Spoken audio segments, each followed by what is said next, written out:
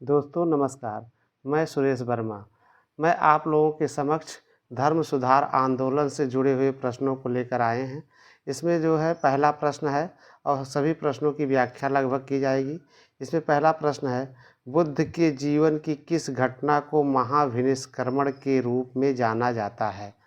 ए है उनका महापरिनिर्वाण, बी है उनका जन्म, सी है उनका गृह त्याग और डी है उनका प्रबोधन। तो इसका सही उत्तर है सी, उनका गृह त्याग। इसमें ये भी ध्यान लें, महापरिनिर्वाण इनकी मृत्यु का है, ठीक है ना। महाविनिष्क्रमण गृह त्याग की घटना कही जाती है। एक चीज़ और ध्यान रखना है कि वैशाख पूर्णिमा के दिन जो है बुद्ध का जन्म हुआ, ज्ञान प्राप्ति हुई, महापरिनिर्वाण हुआ, लेकिन महाविनिष्क्रमण यानी गृह त्याग की घटना जो है वैशाख पूर्णिमा को नहीं हुई है। इसलिए वैशाख पूर्णिमा जो है बड़े धर्मोल्लास के साथ मनाया जाता है। फिर आते हैं प्रश्न नंबर 2 पर। प्रश्न नंबर 2 है, गौतम बुद्ध की माँ किस वंश से संबंधित थी? पहला है, ए है शाक्य, बी है माया वंश, सी है लिच्छवी वंश, डी है कोलीय वंश।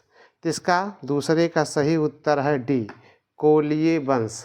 ये भी ध्यान रहे किस किस वंश से जुड़े हैं। इनके पिताजी शुद्धोधन शाक्य गणराज्य के शाक्य वंश के थे, महामाया कोलीय वंश की थी और गौतम बुद्ध की जो रास थी वो वृष रास थी। इनकी पत्नी यशोधरा जो है ये भी शाक्य कुल की से संबंधित थी। यशोधरा का नाम जो है बिंबा, गोपा, वृद्धकच्छना भी मिलता है। प्रश्न नंबर 3, गौतम बुद्ध का महापरिनिर्वाण किस राज्य में हुआ था? वह है, ए है अंग, बी मगध, सी मल्ल, डी वत्स। इसका सही उत्तर है सी, मल्ल। ये ध्यान रखें, महापरिनिर्वाण का मतलब है गौतम बुद्ध की मृत्यु कब हुई, तो ये ध्यान रखना है 483 ईसा पूर्व में कुशीनगर में 80 वर्ष की अवस्था में इनकी मृत्यु हो गई थी और मल्ल गणराज्य में या मल्ल के यहाँ हुई थी। इसके बाद प्रश्न नंबर 4 पर आते हैं। प्रश्न नंबर 4 है, निम्नलिखित राज्यों में से किसका संबंध बुद्ध के जीवन से था? तो इसका जो है देखिए, इसमें कूट मिलाना है और जो है नंबर 1 है अवंती, बी गांधार, सी कौशल और जो है चौथे नंबर पर है मगध। अब नीचे दिए गए कूट का प्रयोग कर सही उत्तर का चुनाव करना है। तो इसका जो है सही उत्तर है, इसमें जो है केवल जो है कौशल और मगध, ये जो है बुद्ध के जीवन से संबंधित हैं। बाकी अवंती गांधार जो है बुद्ध के जीवन से संबंधित नहीं है। तो इसका सही उत्तर हो जाएगा 4 का सी का मतलब कौशल और मगध। प्रश्न नंबर 5 पर आते हैं। प्रश्न नंबर 5 है, गौतम बुद्ध द्वारा अपने धर्म में दीक्षित किया जाने वाला अंतिम निम्नलिखित में से कौन था? यानी कहने का मतलब सबसे अंत में किसको इन्होंने दीक्षित किया या शिक्षा दिया या शामिल किया, तो उनका नाम है जो है 5 का इसका उत्तर है डी, सुभद्र। आनंद इनका जो है प्रिय शिष्य था और आनंद के ही कहने पर जो है गौतम बुद्ध ने बौद्ध संघ में महिलाओं को प्रवेश दिया और सुभद्र जो है ये अंतिम व्यक्ति है। प्रश्न नंबर 6, बुद्ध ने अपने जीवन की अंतिम वर्षा ऋतु कहाँ बिताई थी?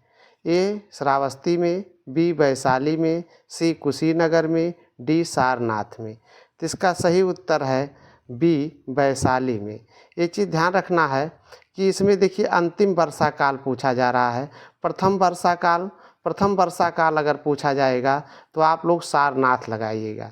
सारनाथ जो है वे प्रथम वर्षा काल बिताए हैं, अंतिम वर्षा काल जो है वैशाली में बिताए हैं और सबसे ज़्यादा जो है वर्षा काल इन्होंने अगर बिताया है पूछा जाएगा तो श्रावस्ती को ध्यान रखिएगा।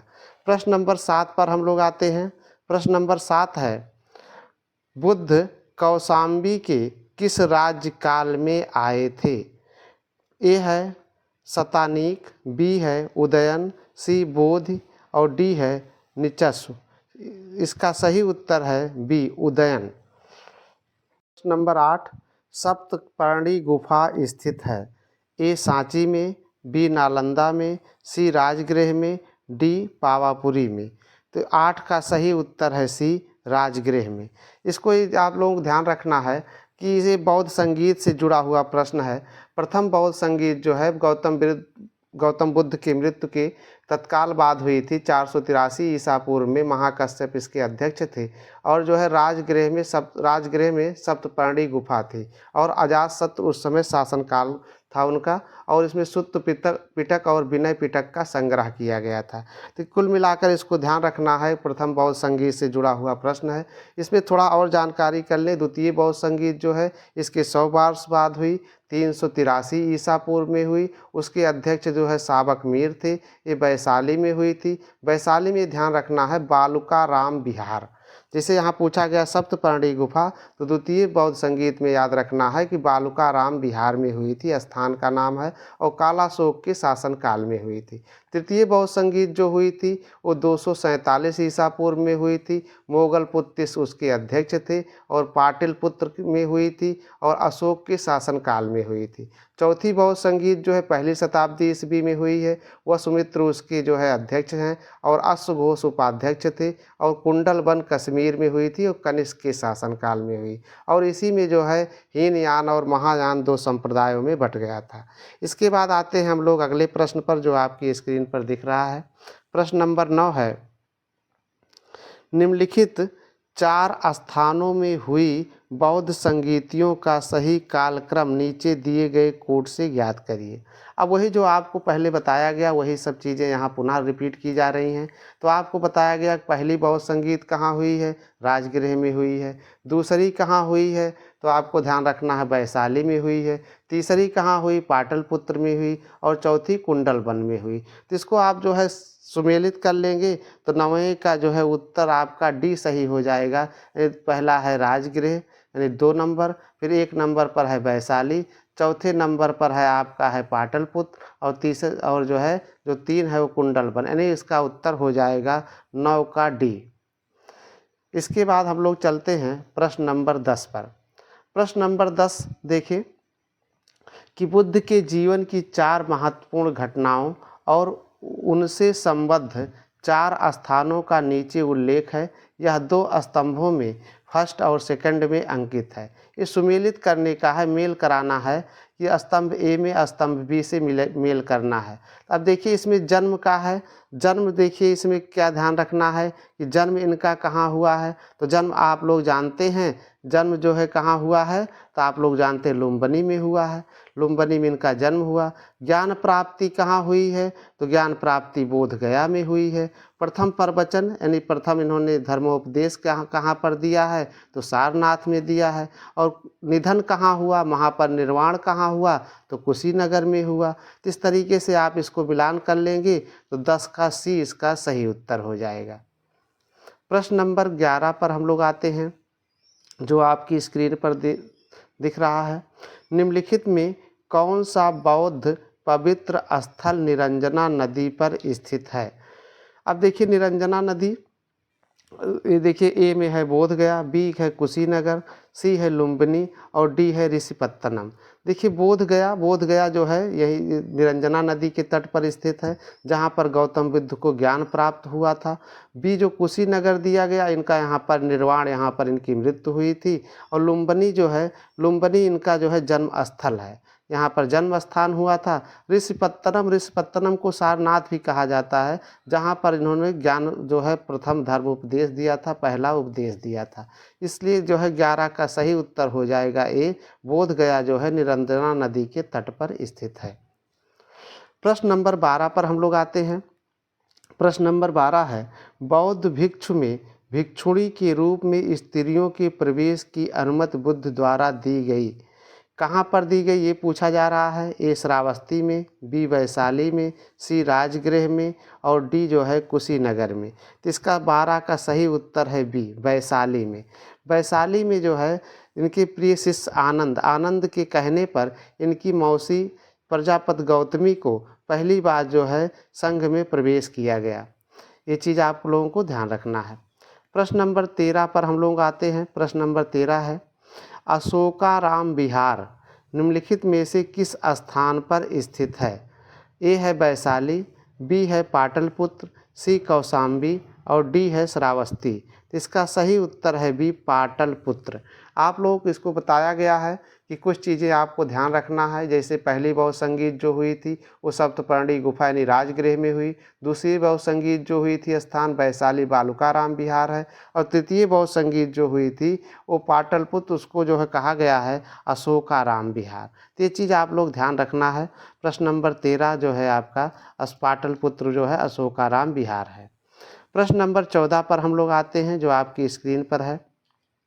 प्रश्न नंबर 14 है, वह स्तूप स्थल जिसका संबंध भगवान बुद्ध के जीवन की किसी घटना से नहीं रहा है। इसमें देखो नहीं रहा है, ध्यान रखना है कि पूछा जा रहा वह है। ए है सारनाथ, बी है सांची, सी है बोधगया और डी है कुशीनगर। ये तो बहुत आसान प्रश्न है। इसका सही उत्तर है सांची। सांची मध्य प्रदेश में है जो गौतम बुद्ध के जीवन से घटना नहीं है। सारनाथ आप लोग जानते हैं, पहला इन्होंने जो है उपदेश दिया था। जो बोधगया में इनको ज्ञान प्राप्त हुआ था। कुशीनारा या कुशीनगर में इनकी मृत्यु हुई थी 80 वर्ष की अवस्था में, जिसको महापरिनिर्वाण कहा जाता है बौद्ध परंपरा में। ठीक है ना। तो इसका जो है 14 का सही उत्तर हो जाएगा बी सांची। अब आते हैं प्रश्न नंबर 15 पर। प्रश्न नंबर 15 जो है सारनाथ की भूमि स्पर्श मुद्रा वाली बुद्ध प्रतिमा कलांकित है। यानी कहने का मतलब जो मार स्पर्श मुद्रा में है, सारनाथ की स्पर्श मुद्रा में, वो कहाँ पर है? ए कुषाण काल की है, बी गुप्त काल से है और जो है सी वर्धन काल से है या डी जो है राजपूत काल से है। तो इसका सही उत्तर हो जाएगा जो है गुप्त काल से है। ये गुप्त काल जो है मार विजय को दर्शाया गया है सारनाथ में। ठीक है ना। तो ये गुप्त काल में बनी हुई है, स्पर्श मुद्रा में है। प्रश्न नंबर 16, हीनयान अवस्था का विशालतम एवं सर्वाधिक विकसित शैलकृत चैत्य गृह स्थित है।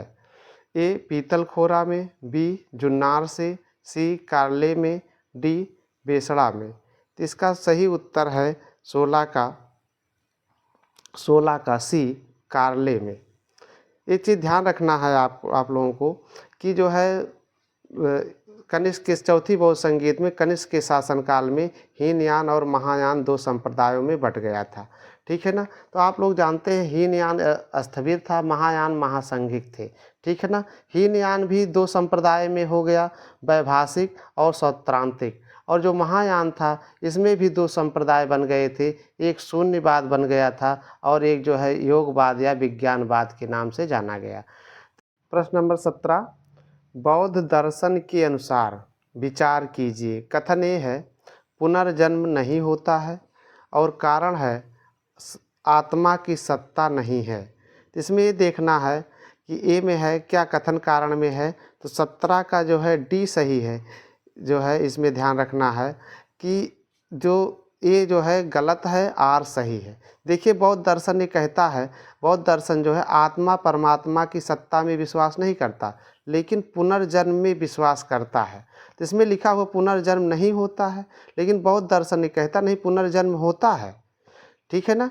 लेकिन जो है आत्मा परमात्मा की सत्ता में विश्वास नहीं करता है, इसलिए 17 का उत्तर हो जाएगा डी जो है ये गलत है, आर सही है। फिर आते हैं प्रश्न नंबर 18 जो आपकी स्क्रीन पर है। अब यहाँ से जो है जैन धर्म से प्रश्न जुड़ रहे हैं। जैन धर्म का पहला प्रश्न है इसमें, प्रश्न नंबर 18 का। 18 देखें, महावीर स्वामी का जन्म कहाँ हुआ था? ए है कुंडलग्राम में, बी पाटलिपुत्र में, सी मगध में, डी वैशाली में। तो इसका सही उत्तर है कुंडलग्राम में। इसमें थोड़ा सा और जानकारी कर लें इसमें कैसे कैसे है कि इनका जन्म जो है 599 भी मिलता है और 540 ईसा पूर्व में भी मिलता है। वैशाली में हुआ था, वैशाली के निकट कुंडलग्राम। एक चीज़ और इसमें प्रश्न पूछा जा सकता है कि कुंडलग्राम का आधुनिक नाम क्या है? तो आप लोगों को विशेष ध्यान रखना है कि कुंडलग्राम का आधुनिक नाम इस समय बासुकुंड है। तो जो आप लोग जानते हैं गोत्र इनका कश्यप था, वक्ष जो किस वंश के थे? इक्ष्वाकु वंश के थे। और इनका जो प्रतीक है वो सिंह है। और महावीर जो है चौथे तीर्थंकर हैं, तो चौथे जो है 24वें तीर्थंकर हैं। पिता का नाम सिद्धार्थ है, माता त्रिशला हैं। ठीक है ना। और बचपन का नाम इनका वर्धमान है। तो चलते हैं हम लोग अगले प्रश्न पर। महावीर की महावीर, प्रश्न नंबर 19, महावीर जैन की मृत्यु निम्नलिखित में से किस प्रसाद में हुई थी? प्रसाद का मतलब महल में, किस महल में हुई थी या कहाँ पर हुई थी? ए है राजगीर, बी है सांची, सी है पावापुरी और डी है समस्तीपुर। तो इसका सही उत्तर है सी, पावापुरी। आप लोग ध्यान रखना है कि पावापुरी में इनकी मृत्यु हुई थी और जो है मृत्यु जो ध्यान रखना। और एक चीज़ इसमें कुछ प्रश्न याद किए रहना है, इनका भी जैसे गौतम बुद्ध का आप लोग याद करते हैं प्रथम वर्षा काल, अंतिम वर्षा काल, जो है सर्वाधिक वर्षा काल, उसी तरीके से इनका भी ध्यान रखना है कि प्रथम वर्षा काल जो है अस्तिका ग्राम में है, अंतिम वर्षा काल जो है पावापुरी में थी और प्रथम शिष्य इनके जमाल थे। प्रथम शिष्या कौन थी? तो चंदना थी। इस भी प्रश्न, ये सब चीज़ें आप लोग इसके अंतर्गत आपको ध्यान रखना है। प्रश्न नंबर 20 पर हम लोग आते हैं। प्रश्न नंबर 20 है, निम्नलिखित में से कौन सा धर्म विश्व विनाशकारी प्रलय की अवधारणा में विश्वास नहीं करता है? तो अब इसमें देखें, पहला है ए बौद्ध धर्म, बी जैन धर्म, सी हिंदू धर्म, डी इस्लाम धर्म। तो इसका सही उत्तर है बी, जो है 20 का बी जो है जैन धर्म। ये इसमें विश्वास नहीं करता, बाकी और जो धर्म है वो विश्वास करते हैं। प्रश्न नंबर 21 पर हम लोग आते हैं। यापनीय किसका एक संप्रदाय था? बौद्ध धर्म का, जैन धर्म का, शैव धर्म का कि वैष्णव धर्म का? तो इसका सही उत्तर है 21 का बी, जैन धर्म का। ये चीज़ ध्यान रखना है, जैन धर्म के संप्रदाय के हैं, श्वेतांबर, दिगंबर, यापनीय, ये सब इसके संप्रदाय जुड़े हुए हैं। बौद्ध धर्म में आपको पढ़ाया ही गया, हीनयान, महायान, ये सब संप्रदाय हैं, ठीक है ना। इसके बाद आते हैं प्रश्न नंबर 22 पर। प्रश्न नंबर 22 है, भगवान महावीर का प्रथम शिष्य था। अभी इस पर थोड़ा हमने व्याख्या किया था, चर्चा किया था पूर्व के प्रश्न में। देखिए इसका सही पहला ए है जमाल, बी है ओसुद, सी है विपिन और डी है प्रभास। तो इसका सही उत्तर ए है जमाल। आप लोग ध्यान रखना है कि गौतम बुद्ध का जो है प्रथम शिष्य जमाल थे, अभी हमने चर्चा किया था। और शिष्या अगर पूछा जाए तो चंदना, ठीक है ना। और चंदना जो है महावीर की भिक्षुणी संघ की प्रमुख भी थी। इस चीज़ आप लोगों को ध्यान रखना है। प्रथम अगर गणधर का भी पूछ लिया जाता है, प्रथम गणधर कौन थे? तो ब्राह्मण इंद्रभूत जो है गौतमी स्वामी जो है गौतम बुद्ध के प्रथम गणधर थे। और जो जमाल था, यही ध्यान रखना है कि जो है संघ का प्रथम विच्छेदक भी है। संघ में फूट डालने का काम जमाल ने किया था, विच्छेदक भी यही है। इसके बाद हम लोग आते हैं प्रश्न नंबर 23 पर। प्रश्न नंबर 23 है, इसमें दिया हुआ है नंबर 1 में, वर्धमान महावीर की माता लिच्छवी की मुख्य चेटक की पुत्री थी। नंबर 2 में दिया हुआ है, प्राचीनतम जैन स्तूप का साक्ष्य मथुरा से मिलता है। और नंबर 3 में दिया है, 23वें तीर्थंकर पार्श्वनाथ बनारस के थे। इन कथनों में से कौन सा या से सही है? ये आपको ध्यान रखना है। इसमें देखिए इसका 23 का सही उत्तर है सी। इसमें जो है 2-3 का मतलब प्राचीनतम जैन स्तूप का साक्ष्य मथुरा से मिलता है, ये सही है, ठीक है ना। और 23वें तीर्थंकर पार्श्वनाथ बनारस के थे, ये भी सही है। तो ये जो पहला इसमें दिया हुआ है, यही आपका 23 में गलत है। यानी कहने का मतलब है 23 का जो उत्तर सही हो जाएगा वो सी सही हो जाएगा। माता के नाम में आप लोग तो जानते ही हैं, इनकी माता का क्या नाम है? माता का नाम त्रिशला है, ठीक है ना। और इनको जो है प्रिय कानड़ी कहा जाता है या विदेह दत्ता भी कहा जाता है, ठीक है ना। वो बिंबिसार के ससुर लिच्छव नरेश चेटक की बहन थी। ये चीज़ आप लोग ध्यान रखना है महावीर की माता त्रिशला के संबंध में। फिर इसके बाद हम लोग आते हैं प्रश्न नंबर 24 पर।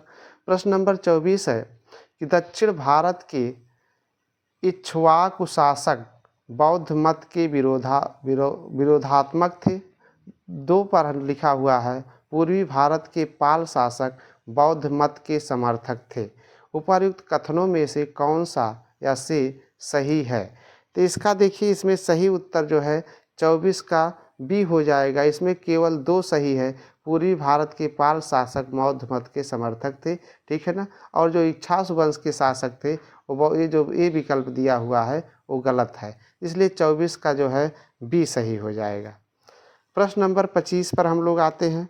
प्रश्न नंबर 25 है, निम्नलिखित में से किसने प्रतिपादित किया कि भाग्य ही सब कुछ निर्धारित करता है, मनुष्य असमर्थ होता है। बड़ा अच्छा प्रश्न है, ठीक है ना। तो ये चीज़ ध्यान रखना है, ये 25 का सी है, ये आजीविकों ने निर्धारित किया, आजीविकों का प्रश्न है। प्रश्न नंबर 26 पर हम लोग आते हैं। प्रश्न नंबर 26 है, श्रवणबेलगोला में गोमतेश्वर की विशाल प्रतिमा किसने स्थापित कराई थी या करवाई थी, ठीक है ना। तो इसका भी ध्यान रखना है। 26 का ये है चामुंड राय ने, ठीक है ना। चामुंड राय ने जो है श्रवणबेलगोला में गोमतेश्वर की विशाल प्रतिमा स्थापित करवाई थी। प्रश्न नंबर 27 पर आते हैं। प्रश्न नंबर 27 जो आपकी स्क्रीन पर दिख रहा है। प्रश्न नंबर 27 है, महान धार्मिक घटना महासमस्ताभिषेक निम्नलिखित में से किससे संबंधित है और किसके लिए की जाती है। ये प्रश्न आपका है, ये बाहुबली के रूप में, बुद्ध के रूप में, महावीर के रूप में, नटराज के रूप में। तो इसका जो सही उत्तर है ए बाहुबली के रूप में, इसको ध्यान रखना है। अगला प्रश्न है, निम्नलिखित में से कौन सा प्राचीन भारत में शैव संप्रदाय था। अब देखिए शैव धर्म से संबंधित प्रश्न आ गए हैं इसमें, ठीक है ना। तो इसका देखिए सही उत्तर है बी, ठीक है ना। 28 का जो है ये बी उत्तर सही है। मतम मयूर जो है इसके जो संप्रदाय से हैं, ठीक है ना। आगे देखिए प्रश्न नंबर 29 है, नयनार कौन थे।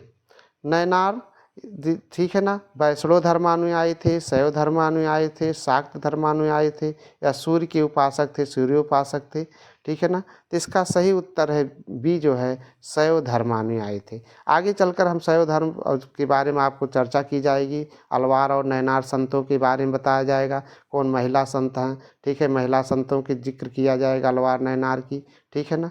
प्रश्न नंबर 30 है, निम्नलिखित में से कौन अलवार संत नहीं हैं, ठीक है ना। तो इस तरीके से पहला प्रश्न पूछा गया। इसमें ए है पोयगई, बी है तिरुज्ञान, सी है पूडम और डी है मिरुमंगई। तो इसका सही उत्तर है बी तिरुज्ञान, ठीक है ना।